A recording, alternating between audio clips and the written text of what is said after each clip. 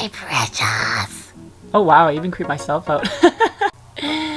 Hi guys, it's time for another tutorial! I'm going to go through with you guys how I made my Kindred masks. It's a pretty simple tutorial, pretty quick, but of course you guys get the full deal. You get to see all the ins and outs and random stuff I did and my mistakes and everything. So we're going to run through it right now, and I hope you guys enjoy. With every cosplay, it's always a good idea to have templates. I drew my own using references from cosplays and the actual characters, of course. It just makes things it just makes things easier, and they come out more accurate, and it's just a good idea in general. You can find them online. Some cosplayers sell them. Other sites like McCall's or stuff like that, they'll sell templates for certain things. I don't know about Kindred ones, but you can always check around.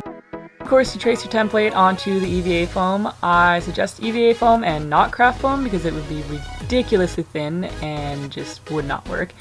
You can always layer up if you want to make it a bit thicker or add some detailing. You can always put craft foam over top, but definitely use EVA foam as a base. As you guys can see earlier, I was heating up an X-Acto knife with a lighter because I don't have a hot knife. They're a bit expensive and kind of hard to come by where I live. You can actually learn how to make them, which I am hopefully going to be able to do soon-ish. But anyways, this is a nice cheap alternative, and it only wrecks the blade, which you have to replace anyways.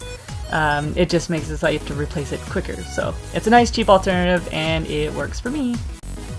Now what I'm doing here is what's called scoring, and it's basically making surface marks in the mask to make it look like it's a wood grain. You want to be gentle, but not too gentle, as they do need to be actual cuts in the EVA foam. Some of the deeper cuts you can see are like I actually pressed through to make it look like it was cracking, so it had a pretty cool effect. I liked it.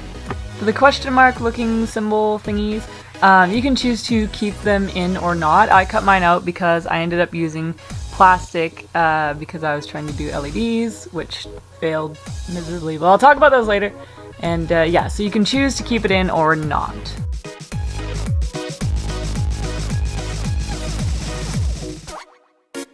And here we have the fashionable Winterlights cosplay. Sporting Gucci designer face mask and goggles, yours for only $1,999. In all seriousness though guys, definitely wear protective equipment, especially when using this, which is a Dremel, because a lot of dust comes off of the EVA foam and it is very toxic. I don't know if you guys knew that, but fumes and dust from EVA foam is toxic. Wear your protective gear. Now all I'm doing here is taking the Dremel and working around the edges of the mask. This just smooths everything out and makes it look more wood-like and less like you cut it from EVA foam. Dremels are an awesome tool. They're not terribly expensive, so I definitely recommend getting one, or else a belt sander. Those are good too, but they are obviously more expensive. Question mark, because I don't know shit all about tools. I'm still learning. Anyways, long story short, you just go around all the edges with your Dremel, including the inside of the eyes and the question mark thinger, which I need to find out what the hell that thing is actually called. Yeah, so just do that and it'll be great. Now, as I mentioned before, I was trying really hard to make LEDs work. I could not, for the life of me, find blue LEDs in my hometown. And I didn't have time to run to the city because I live about an hour and a half away. So I opted out for trying to use tea lights. They didn't work. But anyways, this part will work really well for you if you want to put LEDs in. You just take some plastic and cut it out, obviously using your mask to trace.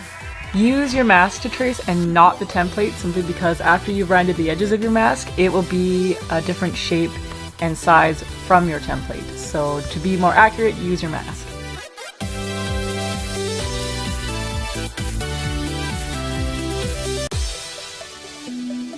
Now it's time for some painting. I used black as well as, I believe, a light blue and a metallic purple. The blue is for the lamb mask and the purple is for the wolf mask. The black is sort of just base color, as you can see here. I'm slathering it on. You want it to be fairly thick, but you also want the coat to be even, so make sure to go over any runs or globs or anything like that. You want it to be smooth. I found for these I only needed one layer of paint for the base, It worked pretty good actually. The black was quite thick and dark. You can always do several layers just to make sure, but again, just leave drying time in between and make sure there's no runs or globs or anything like that. Leave it smooth.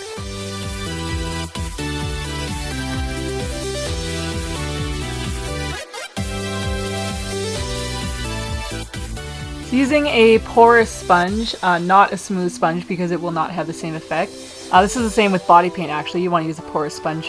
And I just kind of went over with the metallic purple for the wolf mask. The blue I had for the lamb mask was a little bit too dark, so I added some white in to make it a little bit lighter.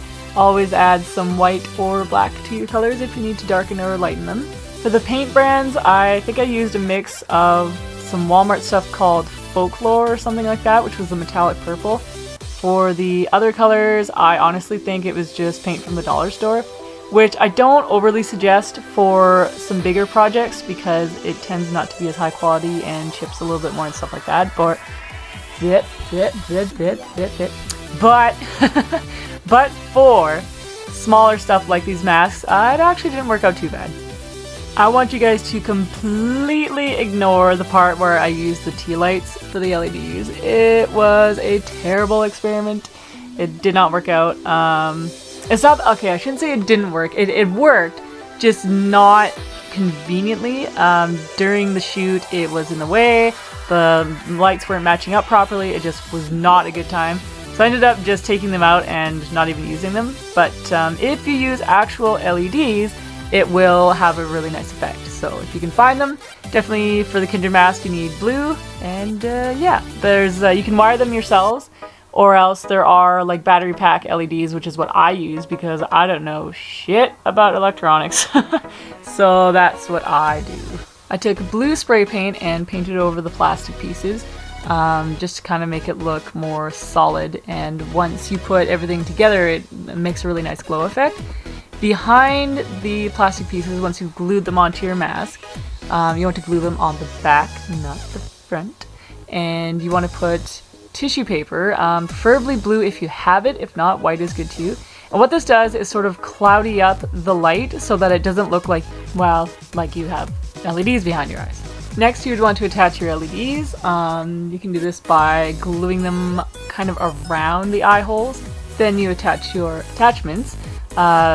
Basically whatever is going to hold it to your head. I used clear fishing wire simply because then when it's on the costume you can't really see it, and it is also very strong and durable. And there you go, my dears, the Kindred masks are all made and you are now ready for a photo shoot. As always, if there are any questions, feel free to message me, and best of luck!